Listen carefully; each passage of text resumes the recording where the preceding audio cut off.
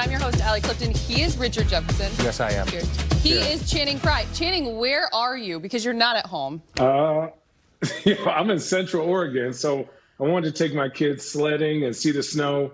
So I'm in a rental house on a river behind me. So we've been here a week. It's been nice. The pandemic is tough. When you have a home in Portland, then you have your vacation home in Portland, and then you go and take another trip and rent a home in Portland. Are you gonna be all right, man? Well, it's technically not Portland. It's like Bend, so it's about 4 hours away. But there's no snow in Portland. So out here, it's been sunny every day. We took them to go sledding. They've been making snowman, so it's nice, man. You gotta mix it up a little bit, dog. Channing's he's just really trying to emphasize why they call it God's country. But I think with that said, we got a special guest. He's a man that needs no introduction. And he wanted to join us. Yes, he does. Cheers. Finally, LeBron James. Cheers. Welcome back to Road Trippin'. Yes. LeBron Alfred James. You called him what? That's his middle name, Alfred. Oh, here you go. Oh, here we go Alfred. with that. Well, it's good to see you. It's good to be seen. I mean, I haven't seen you like in the flesh since March. Yeah, it's been a while. It's been a while. What's been going on in your world? Anything happen? No, it's been pretty quiet in my world, to be honest. It's been pretty quiet. It's been a quiet few weeks, man. So I saw your ugly face in the bubble. Unfortunately, I saw you. Yeah. Unfortunately, you saw that. You were riding your bike around the square footage that we had. It was tough for me because I was only there for 40 days. How long were you guys there? 96 days, 95 nights. I would never forget it. Oh, you got it down. Do you have it down to the hours and minutes? 96 days, 95 nights. I would never forget it, man. What was the experience? Okay, so now you guys had the best experience because you left with a championship. But what, like, overall, like, to see it pulled off, to see all the things that went on to get it done, and then to see all of some of the positive change and the positive messages that were going on in the bubble, how was the entire experience? So what side you want first? We got hours. Okay, so we'll go with the good first. Let's go with the good. Okay, so Adam Silver in the NBA, Michelle Roberts and that crew, they did a hell of a job of putting that thing together. And I mean, obviously we saw what was going on early on with baseball. We see now what's going on with football, no matter the pros or college, with with COVID and the pandemic. So for them to put that together and for it to be able to last the way it lasts, kudos to both sides. From a social injustice standpoint, us as the players to be able to use the NBA platform and us be able to go out there and speak about systemic racism, police brutality, voter suppression, everything that was going on, gave us an opportunity. I mean, obviously, we know you played for the franchise and we competed against them. Yeah. With the Warriors, they say strength is numbers. Yeah. Strength in numbers. We actually saw that in the bubble. The Milwaukee Bucks, they sat out a game. They boycotted a game because of something that happened in their backyard, what we all aware of, and we all stood in solidarity with Milwaukee Bucks. And if we had decided to leave at that very moment, our numbers and being as strong as we could have been would have been depleted. So as far as us being able to stick through that and be able to create some change while we were in there and speak about things that was going on in the communities and talk about things that was just affecting not only our personal lives, but our own communities and things of that nature, unbelievable. Basketball, unbelievable. I loved every part of the basketball. Besides not having fans, Laker Nation, I and the rest of the group, guys, we miss you guys so damn much. It's like, it was eerie. It's eerie. The first time, no kidding. The first time I got to watch a game, I think it was conference finals. And so I'm sitting there watching the guys run out, and they're like, ladies and gentlemen, the Los Angeles Lakers. And the guys were just joking. They were like, hey, running out. And it was like, no applause. Like, nothing. None. But you would never guess if you were watching it from home. You would never And that's what my mom and my wife was saying the whole time. She was like, for us, at home, it was a great experience. Yeah. And that's another kudos to the league. They did an unbelievable job of being able to showcase it to their fans. Yeah. But for the players, when you ran out there, nothing. And all you heard was sneakers and basketball, it was like the first AAU tournament you ever played growing up. But even then, the AAU tournaments were at least your mom and them was there. Come on, baby. Yeah, exactly. Yeah. At least you got that. It was literally nothing. Yeah. It was straight dead silence. Okay, so let me ask you this then, from that standpoint, because we even talked, we had a moment where there were moments you would like look up at the crowd mid-game, emotional, and act as if they were there, right? So you were huge, the one of the biggest leaders in making sure that bubble, the restart, happened. Yeah. So when you experience all of that for the first time, were you disappointed? Were you mad? Were you like, oh my God, this is what it's going to be about? Like, how were you able to process all that? Well, I mean, it's almost the same feeling as when you first time you go to a haunted house. You get excited with your friends are telling you how great it is, and you get juiced up. You really don't realize how scary that shit is until you get inside of that haunted house. Yeah. And that's what I compare to the bubble. We were all excited to get back. We were excited to be playing basketball again. I mean, we stopped playing in March, so we were all excited. But you don't really know what you're getting yourself into until you get inside the bubble and they tell you, that right there, you cannot go outside that gate. You cannot go outside that line. If you go outside that line, the gun line boss from Life, if you go outside that gun line, you will be in 14-day quarantine. And that is the last thing that you want to be. You're already inside of a bubble. You're inside of a line. You can't go outside of the gates. You can't do anything beside here. And if they tell you got to be inside your room for 14 days, that's a killer. So Shannon, could you handle? Because I did I was just gonna ask. Shannon, could you handle? I did a week when I got in, and that was hard. And I'll talk to you. That was dark. That was dark. Like, could you handle a two week quarantine, Channing, or a week quarantine? No way. I want to say, you know what? This ain't it. This ain't it. Just get me out. I got it. This ain't it. Hang on though, because you all play on a team where you did win a title, Channing. So you know how hard that is, how awesome it is to be a champion. Would you have done it for that? Yeah, but you didn't know. Allie. I mean, no, we didn't know. But here's the thing, Allie. I was always going out. I was always like walking around, meeting somebody, doing something. I was never in my room. Somebody. Channing, this guy walks around every city we go to. Is the worst. He goes. He just walks around towns like he's not 7 foot. Why I like Golden State is because there are so many homeless people I could just talk to when you guys got tired of me. I just walk up and strike a conversation. Channing would have fished. But real quick, I want one thing, because when I got there, again, it was so weird getting there towards the latter phase. And so, like, you're talking to, I was just with the crew, ESPN staff, TNT staff, and it was weird because we normally don't get to hang out. Like Allie LaForce, I met her, and Rebecca Harlow. These are people we're never at the same arena at the same time, because they're normally TNT, we're ESPN. So you get a chance to like talk to different people and have conversations with them. But they said like that 48 hours when the Milwaukee Bucks decided to walk off, no one knew if there was ever going to be games like for the rest of this bubble, if it was going to be canceled. They said that the whole, pun intended, that the whole bubble deflated. There were people walking around like, yo, we've been spending, months here prepping for this, and all of a sudden this thing might be completely over. What was that 48 hours like for when you found out them, then as a leader, what the Lakers were going to do? Just take us through that 48 hours. I'll give you the whole story and just break it up a little bit. Up next on Road Trippin'. I was ready to walk away. I had called my wife. I believe it was Game 3 versus Portland that night, the last game. So it was Milwaukee, Orlando, followed by Houston, OKC, and then we were the later game. And so I was taking my nap, and when I get up from my nap, I get treatment with Mike. And I'm sitting on my couch, and I turn on the TV to start watching the Milwaukee-Orlando game. And as soon as I turn on the TV, there's nobody on the court, but the game was supposed to start like 20 minutes ago. So I'm like, what the hell is going on? So this is before I even go to my phone or anything. So as soon as I wake up, I'm starting doing that. And they say Milwaukee refuses to come on the court.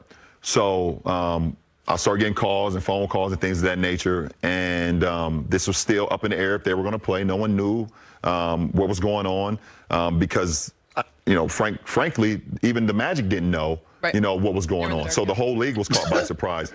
So we were just sitting there and wondering what was going on. And as the time went on, basically they said Milwaukee was not going to play. They had made a decision to boycott the game because of what happened in their, in their backyard back in Milwaukee with another innocent black man being gunned down.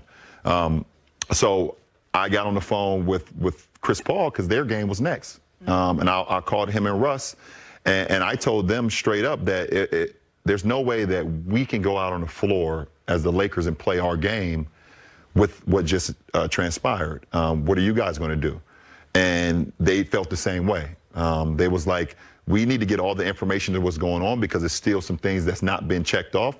But we would look stupid if we went out and played, you know, and Milwaukee decided to sit down, and we've been, you know, preaching this solidarity thing as a brotherhood, because we are a brotherhood, even when you get blindsided from your brother. That's the question, is that, again, like all the people that know all the guys, like what was that? It's basically like you then come together in that room, and the one thing that comes out of that room is LeBron James gets up and leaves. That's the one thing that comes out. Oh, of course. I mean, of course that's going to. Of course it does. If it was LeBron comes in his room and the last thing he sat down, they would have said that. So. But in the moment, did you doubt? Did you that sit you guys down could last? figure it out? Well, what, Channing? Did you sit down last? No, I did not. No, Okay, but I'm well, saying, I'm just checking. That would have been a bad obviously, hindsight is 20/20. That's not it. But they made a decision, and as brothers, I understand, and formerly being a part of the brotherhood, I understood that, like, whatever they were going to do, you were going to support. Yeah, you were going to support. But that was such a big, powerful move that it's like shooting a text to the Players Association, shooting a text to, you know, Chris Paul, like the guys that are the president, the vice president, shooting a text like, hey, guys, this is what we're thinking about doing, but we need to make sure that we are unified as a group. That was the one thing that, not to be critical, but could have caused some issues. Yeah. And I mean, as players, we felt the same way. We felt like, you know, we're not against what you guys were standing for, because we've all felt it too. And obviously, you know, when it hits in your backyard, you feel a little bit more. But, you know, when we're all together, you know, as an army, you know, if we're an army and we're going out for battle and we say we're here in solidarity, and someone in the front decides to go before we say charge. Now we're all caught off guard. Yeah. Leroy Jenkins. know? Oh, it's good. I'm glad you got to it before I did. Damn it, Leroy. Damn it, Leroy. So that's what happened. And to be honest, I was ready to walk away. I was ready to walk away. I had called my wife and called my mom and told them that I was probably headed home. Why? Because there was no plan. After we decided to do what we did and we boycotted the games, what's next? What the hell are we doing next? Oh, so we're going to just go back? Okay, now game 3, Lakers versus Portland. What the hell? What are we doing? We've decided to take off these games for the right reason. Okay, but there's some other issues that needs to be dealt with as well. What is our plan? And at that moment when I walked out, we sat there and talked for 2, 3, 4 hours, and there was still no plan. So I walked out because my time is very valuable, and I knew what could help the change. Yeah. But when you're dealing with a group of a lot of emotional, you know, a lot of ego, a lot of guys that's passionate about themselves and what they believe in, then it's hard to figure out a plan at that very moment. So it was best for me to step out. Yeah. Well, look, look. It is one of the harder positions to be in, being not only like the leader of a team, the face of a league, you know, a vocal leader, as far as, like, you know, I still stand by, was it Patrick Beverley? It's like, look, if Bron playing, we playing, right? Like, I was joking. I joke with one of the guys, and I'll keep him nameless. I was like, guys, look, at the end of the day, the NBA wants everybody there. But they only need like 5 people there. They need Bron, they need Giannis, they need James. You know what I'm saying? Like, they'll figure it out the rest of the way as long as they can sell. You know, they need the Lakers, they need the Celtics. It's like, yeah, everybody can sit here and be like, oh, well, it's like, yo, at the end of the day, like the league needs about 10 guys and about 5 teams. Everything else is like a bonus from a standpoint of like what they're going to advertise, what they're going to do. So when Pat Beverley says like, yo, look, if Bron say we playing, we all going to show up. But the other side of that is when all the drama happps, everybody looks at, you know, exactly. LeBron. Yeah, everybody looks at you, and it's like, however you handle it, however you don't handle it, they still looking at you. And yeah, because he's a drama queen and he loves it. Shut up. By the way, that's why he's here. Yeah, that's exactly why he's here. You literally told me that we could not do Road Trip without Channing. Are you mad? I know I did. By the way, I'm like, we're going to cut Channing off and getting back to his making of snow cones and snowman. No, but yeah, I understand that. I understand that, RJ, and that's the way it was. And That's my responsibility. Yeah. I get it. You know, as much as you know, you can hate it at times. You say, okay, why is it always on me? That's the position I've been put in. So I needed time to digest it. So I walked out. I was ready to walk away, but also I understand that it wasn't just squarely about me. Yeah. So I needed a moment to digest the whole situation, to actually sleep on the whole situation. And I was able to do that and wake up the next day and had a plan of what I thought could work for us going forward. The media people did not. And I think, and again, to the Milwaukee Bucks credit, Chris Paul, Michelle Roberts, the entire NBA, even the owners, everyone came together and was like, hey, like, how can we, and I believe Barack Obama was involved, and like, hey, what should we ask for? If we're going to stay here in the face of all of this, what should we ask for? Like, what can we do to help continue to help change? Yeah. And, you know, again, that more than an athlete into more than to a vote, more than a vote, Yeah. into, you know, the polling places and Yep. all, like, so it's something positive did come from a negative situation, but you guys were trying to plan in 36 hours, 48 and hours. figure out how we're going to get back on the floor, yeah. too. So it was like, you want to see all this change, but I felt like those conversations and that change needed to happen before we step back on the floor. Yeah. You know, and we had, I don't know if you guys heard, but we had a conversation where a lot of the 2 or 3 out of, the guys from each respective team, the coaches, and we had a huge Zoom call with the owners, all 30 owners. Yeah. And, to talk about some of the changes or some of the things that we can do to help create change while we are still playing the game. Because a lot of people was saying like, okay, well, once you guys get to playing basketball, then you guys are going to forget about us. And I didn't want that to happen. I didn't want that. Well, the narrative is going to happen. People are going to say you're going to do this, but I actually wanted to see real change. And a lot of the things that we talked about is some of the things that I mentioned earlier was the voter suppression and having places to have polling sites, like you just mentioned. Right. We got 30 NBA franchises with arenas. Yeah. We needed to have, if not all 30, as close to 30 as possible where people can go and vote. Because we've seen what happened in Georgia. We've seen what happened right outside Atlanta where people couldn't go vote. They were telling them that they shouldn't, they need to go somewhere else. And people waiting 3 and 4 hours standing in line to vote. And we knew how important the November election was. We also seen the things that was happening in the community with police brutality. And we wanted to be able to put in an initiative or something that can hold our police people accountable, just like everybody else. It's not just the police, though. It's everybody. Yeah. Any one of us in this world or in America where we live in, if you do something that harms other people, you're held accountable. Yeah. And we felt like at that point in time, the police were not being held accountable. Yeah. So those are some of the things that we talked about. And then being able to start up just more initiatives to be able to give our communities a safe way to be able to continue to learn. Because in the Black community, we always talk about we want to see change, but we never go out and do it. And the reason we never go out and do it because we've been so jaded and been so scared because everyone is saying that our word or what we believe in doesn't matter. So over the course of time, that's why if you had, like my mom, who's 52 years old, this is the first year she ever voted. Wow. First year she ever voted because she never believed that her vote mattered. Yeah. She never believed it. Not only did it matter, she was like, they don't give a fuck about us here in our community. Why should I go out and help create? Biggest power moves and opportunities with more than a vote. Did you know at the time that your mother had never voted? I did not. No. There's some things, Allie, that your parents will not tell you. Like, baby, you doing a good job in all that voting. Baby, you doing such a good job. There's some things that when you get older, you'll find out about your parents, your mom or your dad, and some of you guys who have siblings that you was like, I did not know that about you. Yeah. Until they tell you, until they're ready to tell you. And so what's the word then for you, one, to see the impact and what it's going to continue to do for years to come with more than a vote, and especially factoring that in? Well, one thing I want people to understand with more than a vote, it's not a political stance. We did not go out and set out and say, okay, this is who you should vote for. Yeah.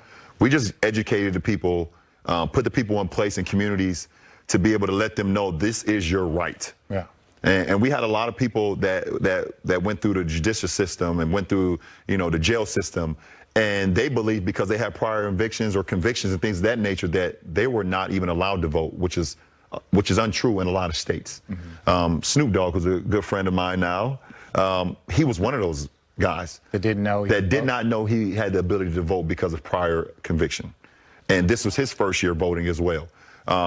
And we just wanted to engage into our communities, you know, especially some of the big communities, Detroit, Michigan, and Atlanta, Georgia, and Philadelphia, Pennsylvania. A lot of these communities, Miami, Florida, that just hold a lot of power.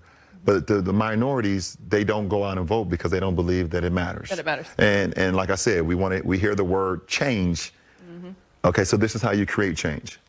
So we're going to give you the education behind it. We're going to give the power. We're going to put the people in place to help you understand your power. Change, did you vote? Yeah, I did actually. Mail-in vote, buddy. Thank you, Portland. Shockingly, low key. This is the first time I voted I thought I was registered, but I was registered in Phoenix, and I had to re-register in Oregon. And it was actually really, really, really easy. I was shocked. And I just mailed it in, and I made sure to follow it and made sure it got tallied correctly. So, you know, I voted. No, it's funny. It's funny you say that, Channing. Sorry to cut you off, Allie, but a lot of people don't understand how easy it is. You know, they're very intimidating by the word vote. You know, they don't know how it's so easy. You get your pamphlet, and you can literally do your research on the candidates that's in your because it's not just about the president. Yeah, senator. Right. Yeah. Right. And a lot of it matters within your local. Because you know, the local people, that's, you know, your local judge or your local city councilman, sheriff. Yeah, sheriff. They're the ones who are creating the change or not the change that you would like. Yeah. So being able to vote on that right person, man or female, is very important too. So being able to do your research on that. And you can also register to vote in a state that you live in, even though you don't have a license there. I still have an Ohio license, and I still could register in California, which I had no idea. I thought it was going to be this awful process, and it was easy, efficient, able to get done. So you're saying you didn't vote? And I'm joking. I'm just basically didn't vote between the lines. Yeah. Before we move on from this, because I think it's very important, what's next for More Than a Vote? It's not going to go away. No, we're never about a one-off. You know, we're trying to figure out ways right now we can continue to implement change in the communities, not only in my home community of Akron, Ohio, but communities all over America, and hopefully create change in the world as well. So we're looking for opportunities. There's a huge Senate race that's going on in Georgia coming up in January. You know, we're tackling that. Stacey Abrams, who's down there, is a monster. Shout out, Stacey. You're unbelievable. And everyone in the city of Atlanta, you guys have done so much great stuff, and also in Georgia as a state. So we're going to get behind that and hopefully continue to create change. Of course, we commend you for that, because that is not an easy responsibility on top of all the expectations and responsibilities you have, to be a basketball player. Yeah, so before we move on from all the bubble, you have celebrated 2 championships in Miami when you guys won at home. You celebrated your 3rd championship on the road, and everyone heard about the detour to Vegas, heaven forbid. And then look at me like that. I looked up and you like this. We'll leave it right there. And your 4th championship was in a bubble. What was the celebration like? I feel bad for my teammates, my first-time championship teammates. I feel bad for AD, Caruso, Markeith, Dwight, and most importantly, Jared Dudley. Jared Dudley, my guy Duds. My guy Duds. Talon and Rooks, Kostas and Devontae. Hopefully I'm not missing anyone. I feel Kuz. Yeah. Your whole team other than you and Rondo. No, me, Rondo, JaVale, Quinn Danny. Cook, Danny. What are you talking? We got champions, man. I forgot about that. I feel bad for them. Because they don't know. It was bad. I was there. They don't understand the power of a championship celebration. From the partying, to the parade, and then back to the partying. Yeah. We have not been able to do that. And it burns me, because as a champion, you should feel that. You get the locker room celebration, which I still feel like you guys lived which is amazing. The locker room celebration is amazing, but it goes like this. Yeah. All right? It goes like this. So you know, okay, as fast as that goes, you say, okay, we're going to have the parade, We know that we're going to have an unbelievable time at the parade with the fans, celebrate with the community and the fans, leaving that nature. And then we're going to have our celebration where we go out and have fun and party and things. It was just like 2020. It's just effed up. But so everybody, so again, there's always the conversation. And this is one thing I will say. People were like, oh, was it a real championship? Is it this? Is it that? And I was like, yo, I was in there. I saw how hard it was to rev yourself up, to amp yourself up. No home court advantage. None. No home court advantage at all. None. And so it's like when you don't have that home court advantage and you're sluggish, you're tired, and it's like, but we're going home. Yeah. Our fans are going to be ready. Right. They're going to be loud because we're down 3-2 or whatever it is. There was none of that. This was harder than a normal championship, in my opinion. Just imagine in 16, RJ. We're down 3-1. Which one there's nothing in here. If we're down 3-1 and 16. Yeah. And we're not going back to Cleveland? And we're just playing another empty arena? We're just playing another game in a bubble? Golden State may beat us by 100. Yeah, the greatest game I've ever been a part of is Game 6 in Cleveland. Because it was like, the minute we stepped on the floor, we knew that there was no chance we were going to lose that game. Right? Like now, we didn't know what was going to happen in Game 7. Yeah, 3-2. 3-2. It was 3-2 in Cleveland. Oh, God. Channing's still having PTSD. Yeah, he is. He said, please don't take me back to this. Please don't talk about it. Yeah. No, he's complaining because he doesn't think Richard can open a wine bottle. Oh, I'm not. Yeah. Oh, I mean, poor Bob. Oh, look. Come on now. You don't have to have your own wine to be able to open a wine bottle. You hear that, Channing? Yeah, but Richard doesn't even drink wine. Speaking of, I drink it socially. He drinks it socially, and it's a nice Whispering Angel rosé too. Yeah, it's nice. I drink it Well, at socially. this point, Whispering Angel, what's up? Whispering Angel, what? Whispering Angel. Whispering Angel should be like, what's up? Just give us some. Well, I think it's a very strong possibility they will after this. Ooh. You think? Yeah, I believe so. Hey, what's up? Up next on Road Trippin'. I moved to Cabo in the off season for a couple weeks out of the year. I was drinking tequila. Yeah, wrong one. Oh, that's the crusty bottle next to it. Yeah. If you watch camera 3. If you watch your videos, my favorite part is legacy, life, and Lobos. No, Legacy, other way. Lobos. You know. But this is my thing. How did you have that? We are a pack. We are a pack, man. Yeah, but my thing is this is like, man, like obviously I know you are fluent. You are fluent in several different alcohols, but man, I'm gonna get on board with the tequila, but I had to go eat some. I was like, man, if I'm gonna be sipping on tequila this morning. No, see, so I brought it because I wanted you guys to try it at some point while we're here, and also be able to get, just let it sit there. It's a beautiful. How did you get it scripted? How did you get scripted like that? 2020 NBA champions. You know a guy? I know someone. I know someone who knows someone. Why did you decide to partner? Like, obviously, like you're one of those individuals that everyone knows. This goes without saying that you get offered and asked, and so many opportunities come across your table, your plate, whatever it is. Like, why did you decide to partner up with a tequila? It's literally like when I get asked about something, to be able to partner or to invest or to be a part of the movement. Yeah, it's where I'm at in my life. Yeah, and literally tequila. It was a point in my life. So was it 2 summers ago or last summer? I started to drink tequila like heavily. All I was drinking was wine and tequila. I put down like the hard liquor that I was doing in my 20s. Yeah. In your 20s, you're trying to figure out. You're trying to figure out. Okay, what do I like? I don't like that. Okay, I'm gonna go with this. Whatever. I realized in my 30s that wine and tequila is like, I'm good with that. Yeah. And so I was really starting to drink tequila, and 3.5 years ago, I bought a place in Cabo, a nice vacation place.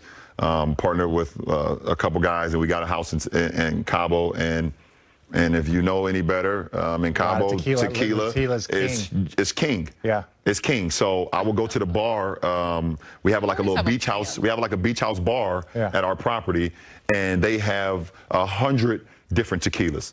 From blancos to reposados to añejos, Casamigos, extra añejos, to mezcals. You got Casamigos, you got Casa Dragones, you got. Y'all make a mezcal? Ooh. We do make a mezcal. That's what I need the mezcal. We do make a mezcal. That's because he's a whiskey guy. We got 4. you like a smoky. Yeah, we got 4. We got 4 kinds. We got a Joven, which is the equivalent of Blanco, which means young. Yeah. We got a Reposado.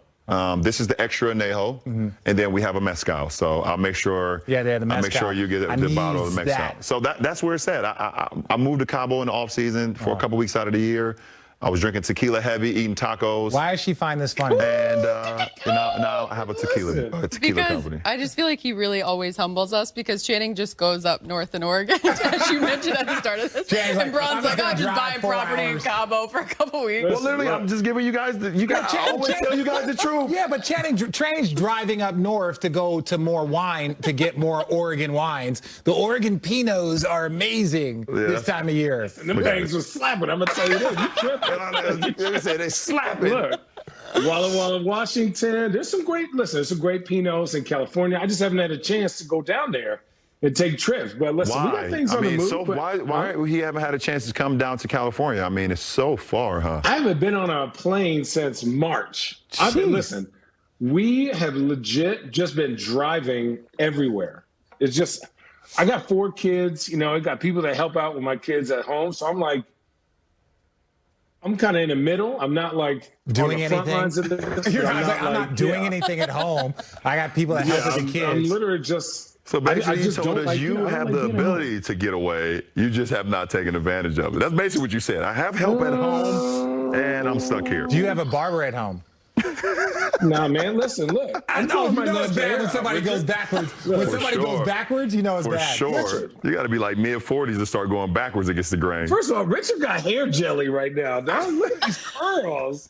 You're so jelly. I don't. Richard, if you had an opportunity to grow these locks, these luscious curls. I did see the beautiful, university. Was it Arizona? Damn right. Oh, my God. They posted, some throwback highlights of my guy, RJ. And he had a beautiful grain of hair. Lineup. He had a beautiful grain of hair. Yeah, I was blocking shots. That was 1997. Hitting the side of his head on the phone. Oh, yeah. Windmilling. Yeah, I was like, ooh. I show it to my kids now. They be like, they know. I was like, because it was on Twitter. And so I'm like, Daddy, can we watch the video of you dunking? Because there's like, Daddy, is this in the olden days? I'm like, yes, son, this is standard definition. So I'll sit there. They're like, Daddy, can I watch this? And I was like, all right, son, we can watch the 2-minute video of me dancing. I was like, yeah, don't forget. They didn't post one of Channing though. No, they don't have highlights of like hard board slaps and layups. You had booms? First of all, I had booms in college. Please explain. But dunks. I was getting dunks. I was a true center in college. And then they had me my rookie year, had to guard Shaq in Miami. I said, this ain't it. I said, this ain't me. I said, this ain't me. So you stopped being true? Yeah, no more true to Listen, it. I'm going to be a false center now. I'm going to be a real false center. Turned you into a false center. There was no guarded centers at all. Because back in the day, like my rookie year, there was like Shaq, Yao. There was Dikembe, like strong dudes like Tim Boozer, Duncan. Dikembe, Right. Tim Duncan. Strong-ass dudes like Jahidi White and Is that real? Jahidi White was like Jahidi a White I thought he just made was that an up. animal. You He had was them an goons animal. in big, dude. Seattle. Yeah, remember the 2 goons in Seattle? Yeah, for sure. Right? All them dudes. I say, you know Danny what? This Fortson. ain't me. Fortson. Yes. knocking people out. Oh man, yeah, for sure. He fouled me so hard one time that I said, you know what? I don't know if I love basketball this much. I'm not ready to die. You made a hell of to a die for living this. on the 3-point line as a 7-footer. Look, thank you. And listen, look, He should Allie, thank appreciate those guys because he's ranked like right there. Don't you got like? Where are you ranked like as the most threes for a 7-footer, Channing? Like 1 or 2, maybe. I love it. Yeah, he's like 1 or 2. Depends on Usually when someone says, then you get to like maybe like 5, maybe he said, 1 or 2. But those guys Give are or coming. take. Like Porzingis is going to, keep knocking down threes if he can stay healthy. You gotta stay healthy. Listen, look. Amazing. Damn. But it's like, Season's damn. coming up. Yes. You've touched a basketball twice. Yeah, season's Big coming up. Season's coming How are we up. going to get through this with COVID, dog? Hang on. There's there's What did I that. miss? But there's also like the team that is not here any longer. You have your guys that like just recently in the last Yeah, week. so You didn't even get a summer to rage with him. I know, right? So I got to give a shout out to Danny Green, Yeah. Rajon Rondo, Dwight Howard, JaVale. McGee, Quinn Cook. Kuzma. Shut up. get it. Kuz, I'm kidding. Shut up. I'm kidding. God, come on. Kuz just put out an ad yesterday too. He about did. Yeah, he put out a good ad. No, Kuz. You can't say that. Tweeted. Kuz is sick of it. Yeah, Kuz sick of it. Laker fans give out Kuz give out PSP. They singing and apologizing. Right. Kuz, that was funny. A lot of respect on that. Yeah, so Dwight Howard, JaVale McGee, Rajon Rondo, Danny Green, Quinn Cook. Obviously, we don't win a championship, and RJ know what being a part of a championship ball club. No matter if you play 0 minutes or you're 30, 40 minutes, that all ties into one because we all challenge each other every day. And there's times where the vets don't want to practice, where those guys who haven't played, they have to practice to keep it going. I wish Rajon well in Atlanta, Dwight and Danny in Philly, JaVale back in Cleveland. Yeah, dope. And Quinn, I mean, he's a pro. He's gonna find an operator. He's definitely gonna get a look. Hopefully back with us. We still have 2 roster spots. Hopefully we may bring him back. So, so kudos to those guys. Much respect. Love those guys. When you win a championship with a group, it goes on forever. You could talk about it for the rest of your life. And then I move on. To dealing unfortunately, with but COVID. fortunately, Yeah. to my new teammates.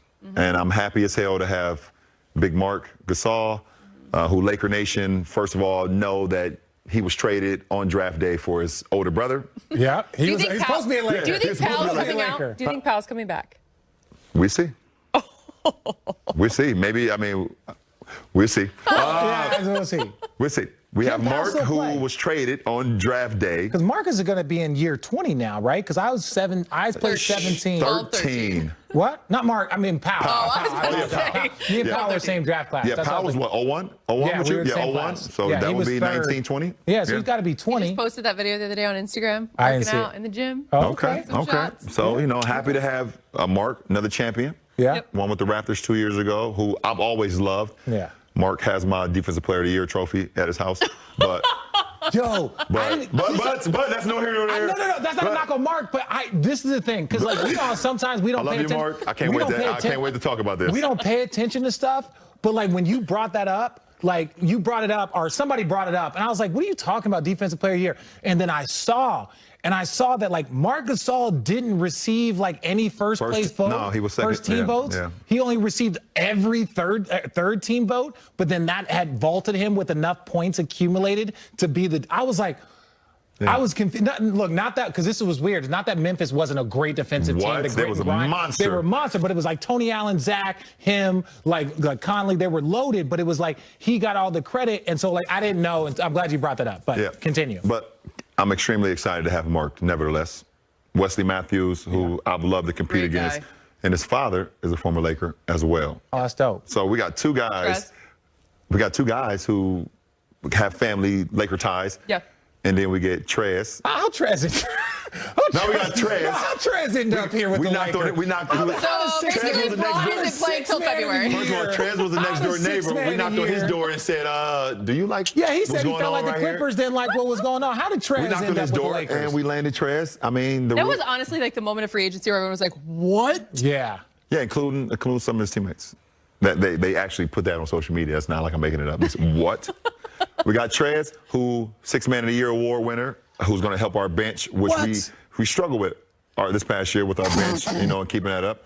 And then you've got the runner-up. And then we got the runner-up 6th Man of the Year award, and Dennis Schroeder. So that was a pickup. Who I call his nickname. I don't know if he like it or not. We have not had the conversation, but he's Dennis the Menace. Dennis the Menace. Because I love what he brings to the game. His tenacity. He's a dog. You gotta let him go. He gets under the skin. He's a Richard Jefferson, Draymond Green type guy where if he's your teammate, you love out of him. If he's not, you can't stand him. That's not funny, Sonia. Hey, by the way, and Sonia, she understands exactly what I'm saying. If he's your friend, you love him. If not, you're like, oh my God, get this jerk away from me. I love Dennis Schroeder and what they're going to bring to our team. And can you all repeat? We can. I mean, it's that simple. I mean, we absolutely can. Like RJ said with the Nets, first of all, it all starts with health. Yeah. You have to have some luck. And you have to have health.